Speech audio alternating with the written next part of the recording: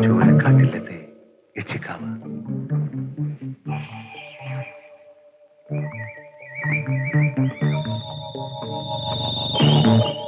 ചൂരക്കാട്ടില്ല.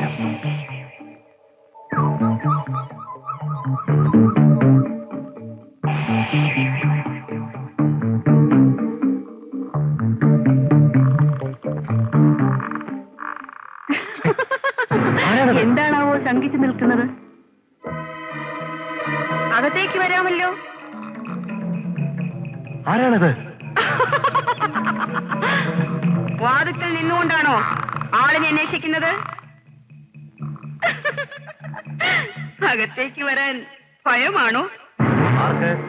എനിക്കോ ഭയം? സാഹസമല്ലേ കുമാര നീ കാട്ടിയത്? നീ വടയക്ഷിണിയുടെ വലയത്തിൽ അകപ്പെട്ടിരിക്കുകയാണ്. ആരാധനാമൂർത്തികളെ ഉള്ളഴിഞ്ഞ് ധ്യാനിച്ചോളൂ.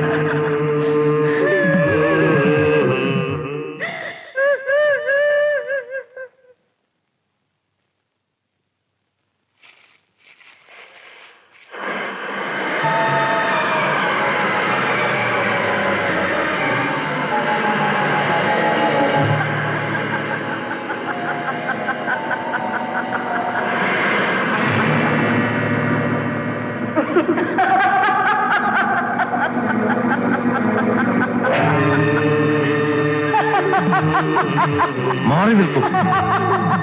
എനിക്ക് വിശക്കുന്നു. നിന്നെ ഞാൻ ചാമ്പല.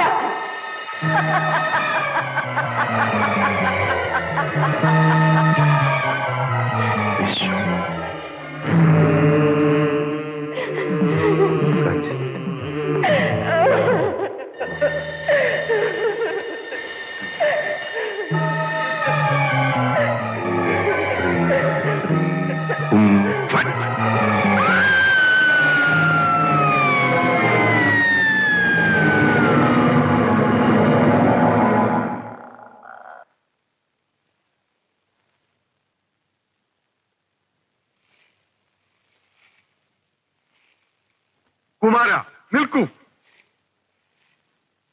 പുത്തൂര മഹാമാന്ത്രികന് ഈ ഒളിച്ചുകളി വേണ്ടായിരുന്നു. നീ എന്തിനവിടെ വന്നു?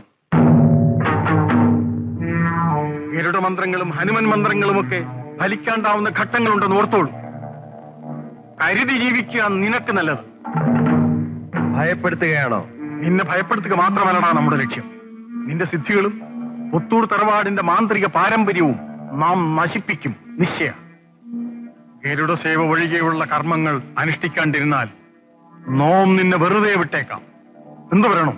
എടാ ചൂരക്കാട്ട് പട്ടേരി, നീ നോക്കിക്കോ. നിന്റെ ദുർദേവതകളെ മുഴുവൻ ഞാൻ ബന്ധിക്കും. നിന്നെ ഞാൻ ഭ്രാന്തനാക്കും. എന്റെ പിതൃക്കളാണ് സത്യം.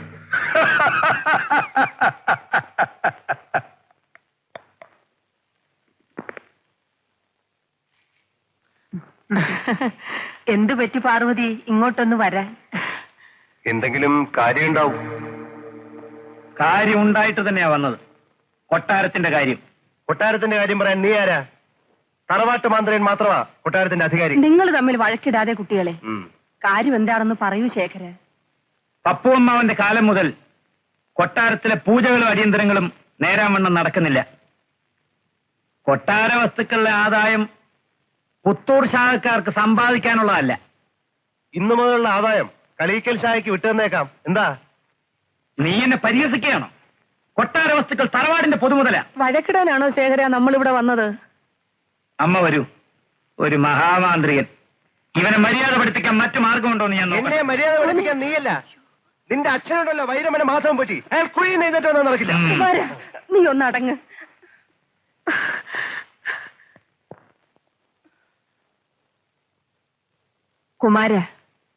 കുമാരശ്ശേരി മരിച്ചു.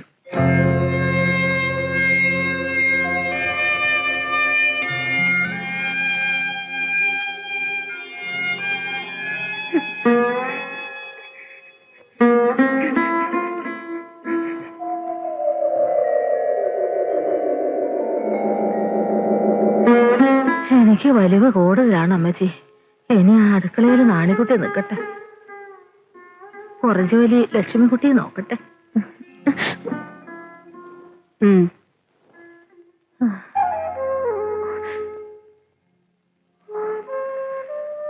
എന്നെയോ നശിപ്പിച്ചു എന്റെ അനിയത്തി ലക്ഷ്മിക്കുട്ടി. എട്ടും പൊട്ടും തിരിയാത്ത പാവം പെണ്ണ്. അവളെ ചേത്തിയേക്കല്ല മുന്നേ. ഉച്ചിതമ്പിയാകുന്നൊരു പുരുഷനാണ്. അദ്ദേഹത്തിന് നഷ്ടപ്പെടാൻ ഒന്നുമില്ല. നിനക്കെന്തെങ്കിലും കുഴപ്പമുണ്ടായാൽ നിന്നെ കൊന്ന് ഞാനും ചാവും.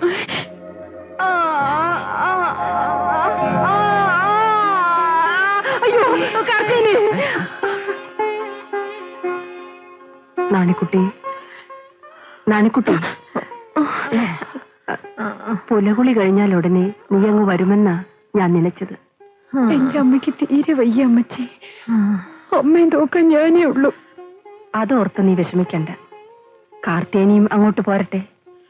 വേണ്ടായേ, ഞങ്ങൾക്ക് പുത്തൂരെ ചേവകം മതിയായേ.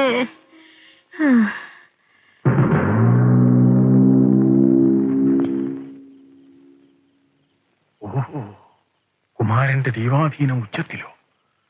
ഗരുഡൻ അവന്റെ പ്രത്യക്ഷമൂർത്തി. ഹനുമാൻ അവനിൽ പ്രസാദിക്കുന്നു. ദേവി അവന് കാവലും.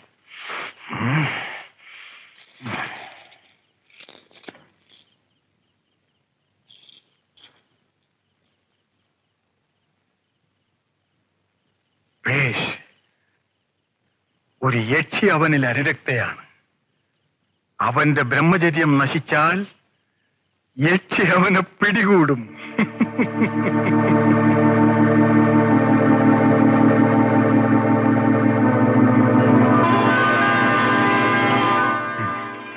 മീനാക്ഷി, നീ അവന്റെ പഴയ ആളല്ലേ. നീ നിരീച്ചാൽ അവനെ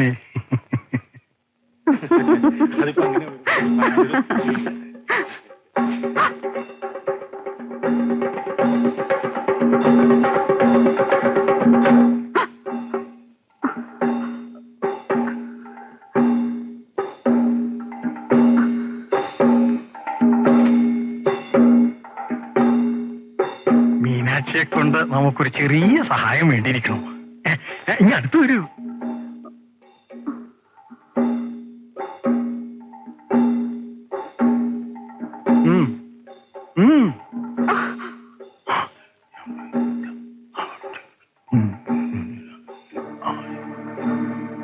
പൊന്നുടേനെ തെയ്യിലേക്ക് ചാടാനാണല്ലോ കൽപ്പിക്കുന്നത്. അടിയന് മേല. കുമാരൻ തമ്പി അങ്ങനിപ്പോ മഹാമാന്ത്രികനാ. ദുഷിച്ച കണ്ണുകൊണ്ട് അദ്ദേഹത്തെ നോക്കിയ കൃഷ്ണപ്പരുന്ന് വന്ന് കൊത്തിപ്പറിച്ചത് തന്നെ. കുന്തം ഒരു ചുക്കും സംഭവിക്കില്ല. നോം പറഞ്ഞത് കേട്ടാൽ നിനക്ക് രക്ഷയുണ്ട്. ഇല്ലെങ്കിൽ ഒരു ബോധയണോം. ചതിക്കല്ലോ തിരുമേനി. അടിയൻ നോക്കട്ടെ.